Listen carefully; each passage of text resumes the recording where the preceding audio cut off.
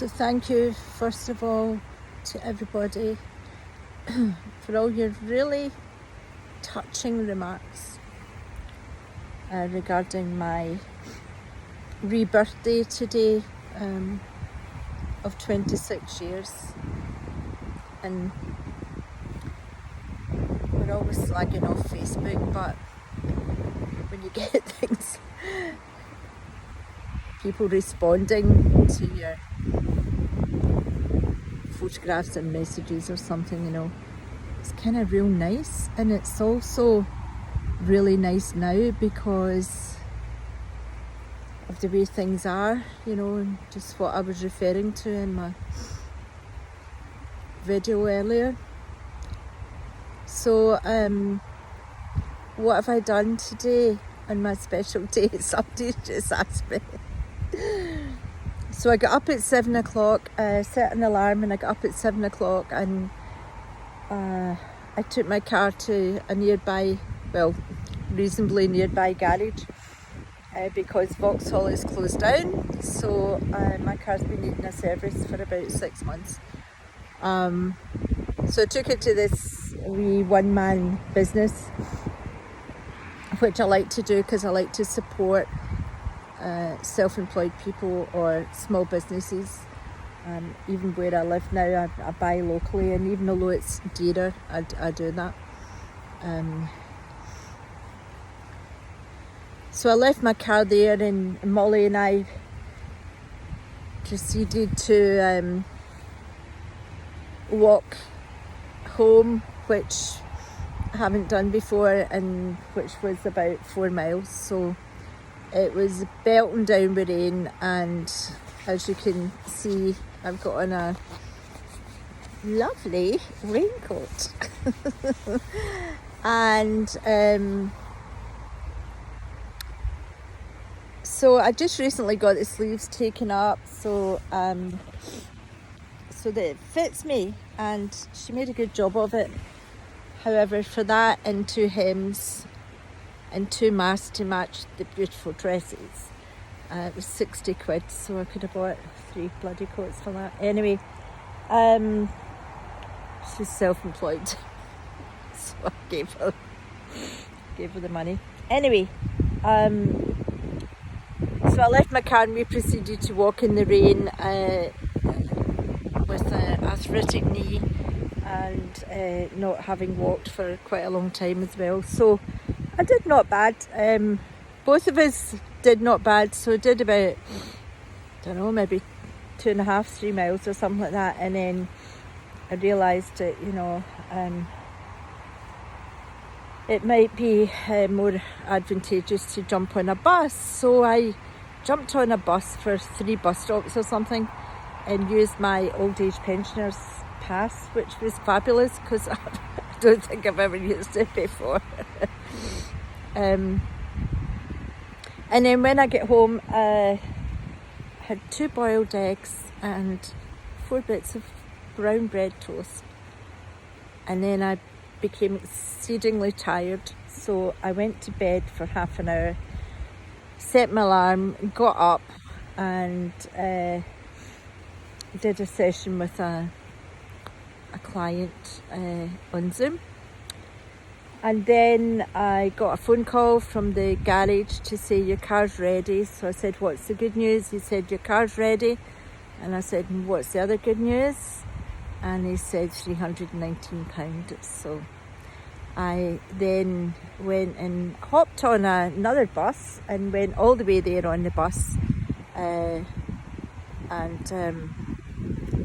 then we got to a certain point and I just saw the yellow jacket, so I decided for the bus driver's sake to put on one of my nice new masks that the lady probably charged me about 20 quid to make, which is this. So it matches one of my dresses that she took 5 inches off. So I put it on before the little yellow jacket got on the bus, and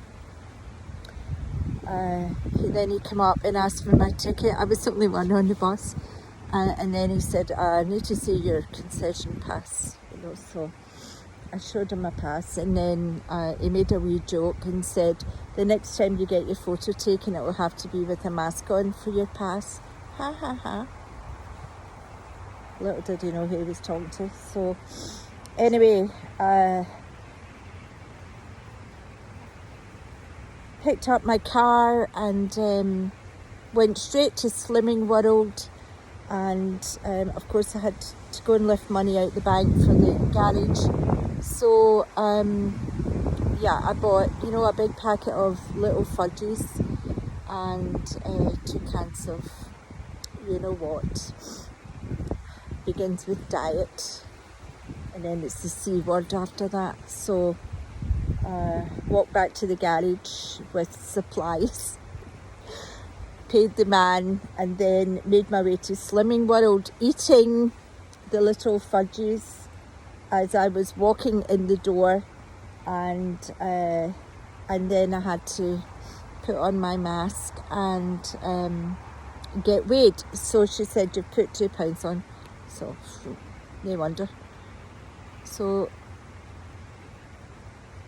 I've just come back and I went to the garden centre to buy some plants, and I've come back to the place where yesterday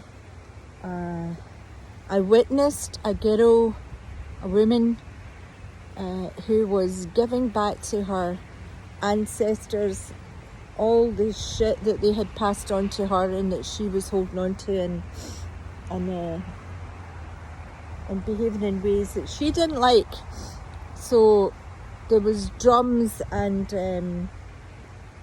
there was a ceremony, and from the fire that we built last Friday, we used that fire, so we had fire, and of course the water from the beautiful river, and we sang and banged the drums to the singing, and hardly anybody batted an eye. It was just absolutely phenomenal, and we were here all day. So I was here from 8:30 and I sang in the morning. So that was yesterday. So today's been a lot different and just as nice, because now that I'm 65, going on that number that I don't like to say with the curly things,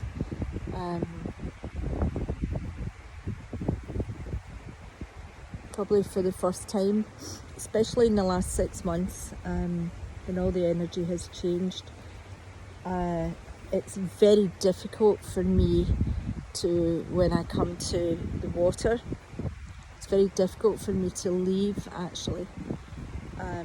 And they all left yesterday, and I went up and packed all the car, and they started their drive back to Glasgow, and I shut the boot, and then I suddenly thought,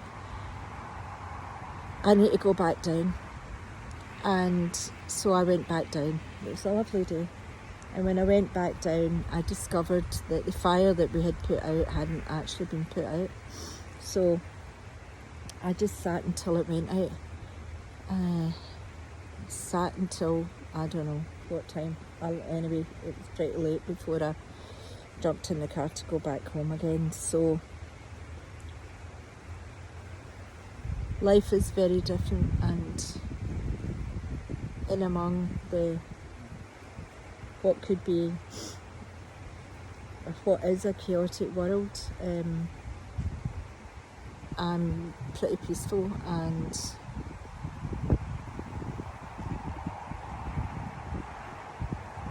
very grateful for what I received and from whom I received that encouragement to leave that alcohol down and not pick it back up again. And I nearly did when I was just about 3 months sober. And my then husband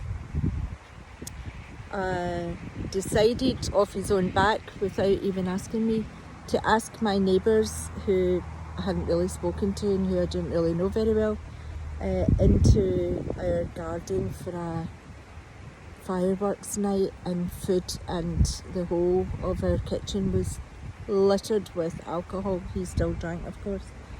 Wine and everything, you know. And I immediately thought that a drink would solve the anxiety that I was feeling about socialising with these neighbours while not drinking. Please note what I'm saying. And I knew that if I phoned the woman that was helping me, who we called a sponsor at the time, I knew if I phoned her, she would say, well, you can't have a drink. And so, that was putting me off from phoning her. And then when I did phone her, she said, it would be lovely to have a glass of wine, wouldn't it? And I said, oh yeah, it would. And instead of saying, but you can't do that, or whatever she said, yeah, it would, wouldn't it? But yeah, unfortunately for us, it would be the bottle, not just a glass. And I said, no, that's right. And she said, what is it that's making you anxious anyway? And so then I was able to look at the real problem. It wasn't that I wanted a drink. It was because I was meeting these neighbours, and I wasn't drinking, actually. But then it was because, I would be meeting them sober, and I didn't know anything about them, and I didn't really want them to know anything about me, of course. So how crazy is that? But what wasn't crazy was that I didn't live that drink. And so I sent the story to a wee book that the organisation I belonged to, it's called, anyway, it doesn't matter what it's called. Anyway, I wrote the story and I called it Remember the 5th of November. So it got published. So that was me published in a magazine. Oh my God. A for Alpha. A for Alphabet.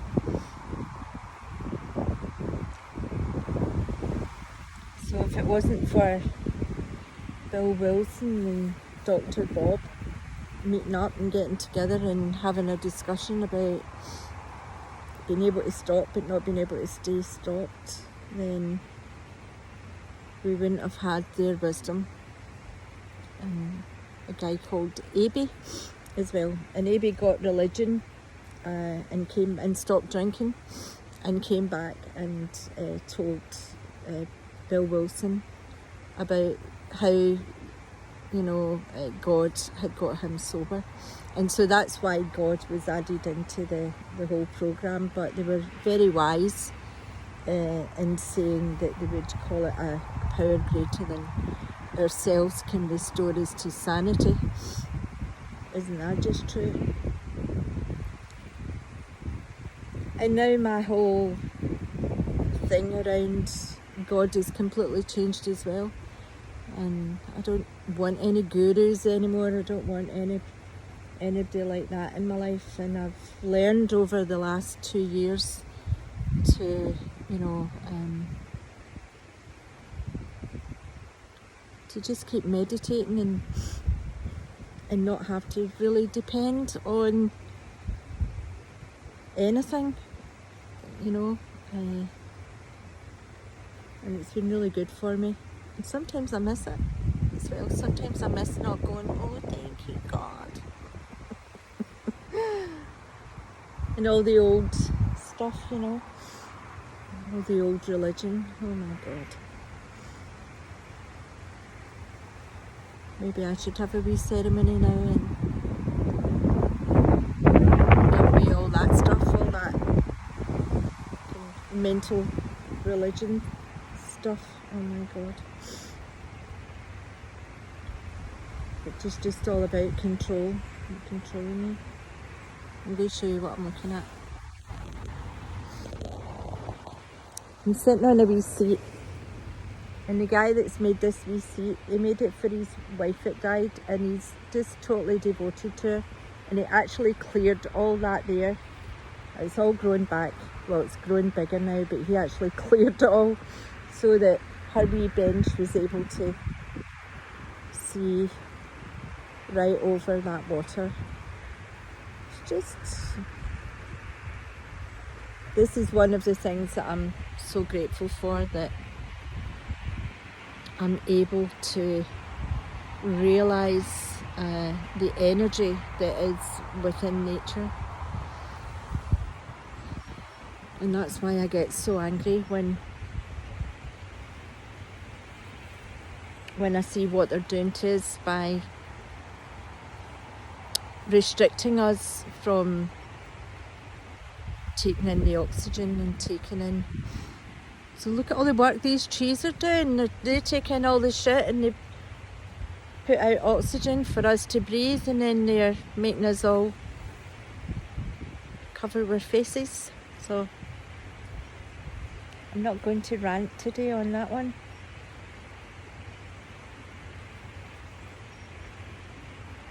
Normally bring my own wee seat and I sit here, but today I wanted to see the wee bridge and I wanted to see the water, because it's been raining, so the burn is like belting down there and it meets the salt water coming in and I can hear it. That's the burn. So I just decided before going back to the car to sit here, and then of course the inevitable happens. I can't leave. How good is that? I can't leave. So I just sit and sit and sit and sit. It's fabulous. What a life. My God. I never thought in 1,000 thoughts that I would be gifted with this life. And guess who's made it? Me. And I made it by saying I want to live in a certain place. I want to. And I never ever thought it would be possible. I thought, to like look onto the river or the sea or whatever, that you would have to live in a £1 million house somewhere, and I don't. So all I have to do is look out my window and I see it. You can actually even sit and watch the telly and then just look to the left. There it is. And every single night I see the sun going down. It shines in my window. And I've put a big mirror. This was only meant to be 5 minutes. And I've put a big mirror on the opposite the window. So when the sunset comes, it comes in the window, then it shines in the mirror and it shines back. And I've got that every night when there's a sunset.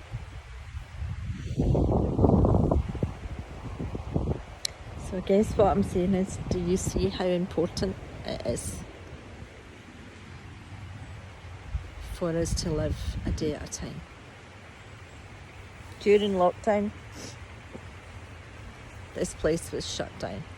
Couldn't get in. I got in. And then they shut down where I was getting in. Not just me, there was other people here as well.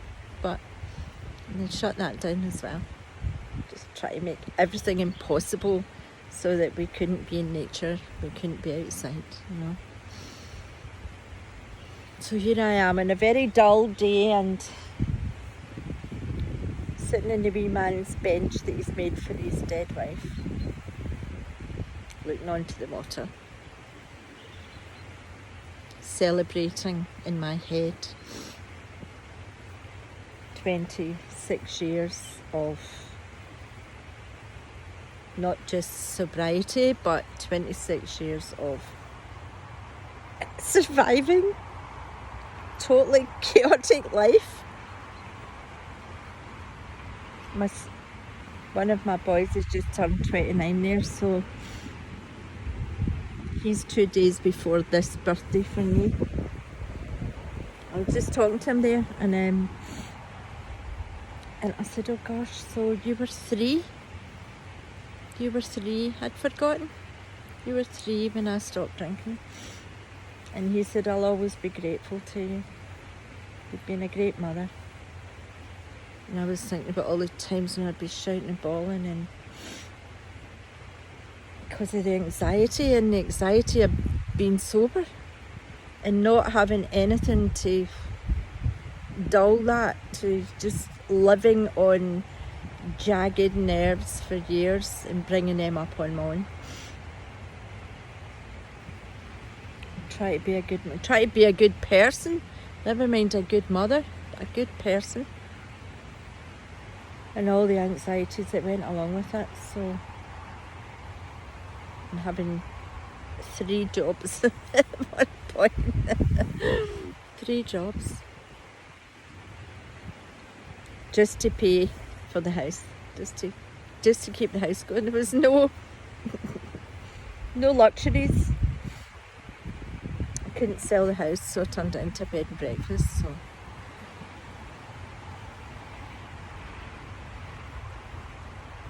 as my cousin said the other day, your mother will never be dead as long as you're alive, because you're an entrepreneur and a survivor. Isn't that so true? So that's probably why I've been gifted this gift of nature now, in this peace. Because my life, my whole time sober as well, has just been like just holding on with your fingernails. So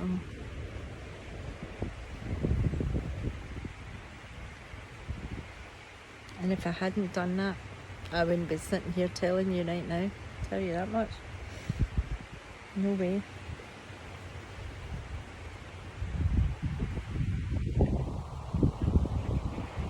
There's probably more pain after I got sober, personal pain for me, than before I got sober, and that's true.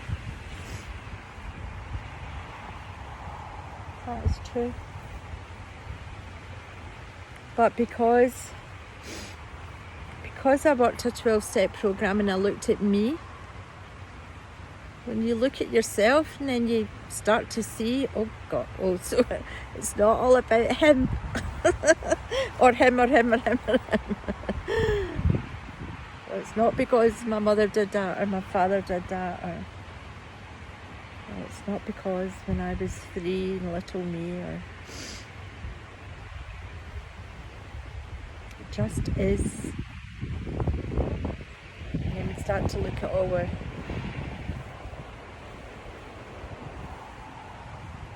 defects of character, they call them, which I don't particularly like very much that saying, but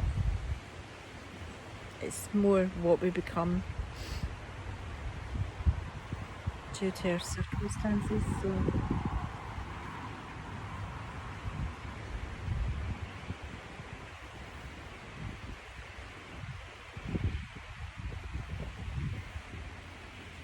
and the ego and everything that we're being hypnotised with on the television, all the it's just a lot of knickers, a lot of lies. Oh, history, everything. Just a lot of lies. And it leaves you feeling like empty, because we all build up a picture of what life is about, and what's happened in the past and all the history, and it's a lot of baloney.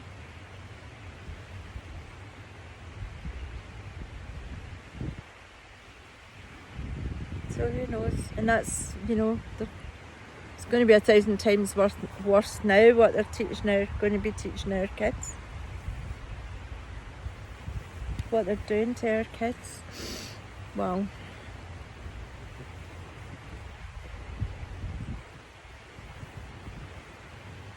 no wonder they call us light worker warriors now. Because that's what we need to be. Being a warrior for the light.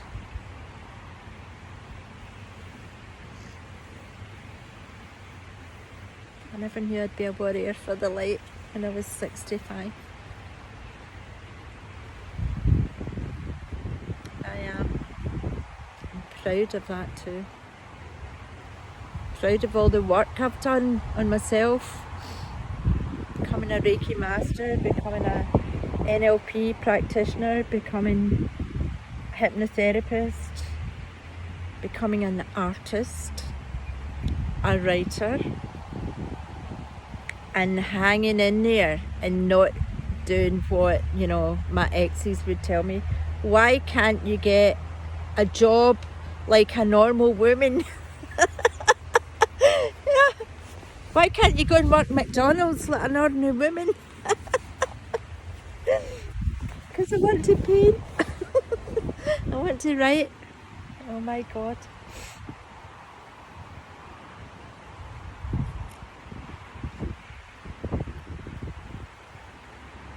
And fighting against all that all the time. Or doing what they told me, more like. I did what they told me.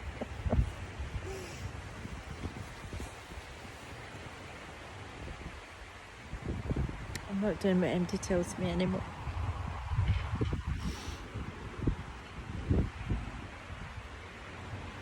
I'm a light warrior.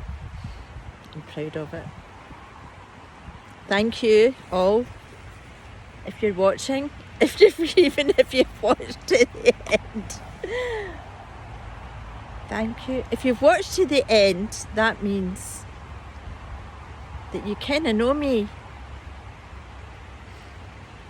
And that maybe there will have been a point in your life somewhere that, you know, I've listened or spoke to you even, or shared with you, or just said a few words with you. So I'm thanking you for that. I'm thanking you even for being on my Facebook, or for coming to my groups, or whatever it might be. And isn't it so interesting that all the time I've been sitting here, not one person has appeared. Not one person. There's nobody here. Not one person. Just me and the river, and the burn, and the wind. So, thank you, whoever you are, for just being you, and for being part of all of this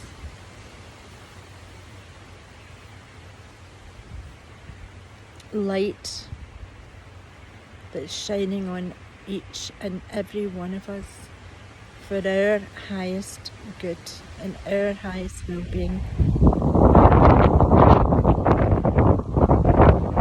Thank the universe for that. Thank the angels for that. And I thank all of the angels who are watching. Because I do thank you. I really mean that. I thank you with all my heart. Just for being you. Thank you for watching. See you soon.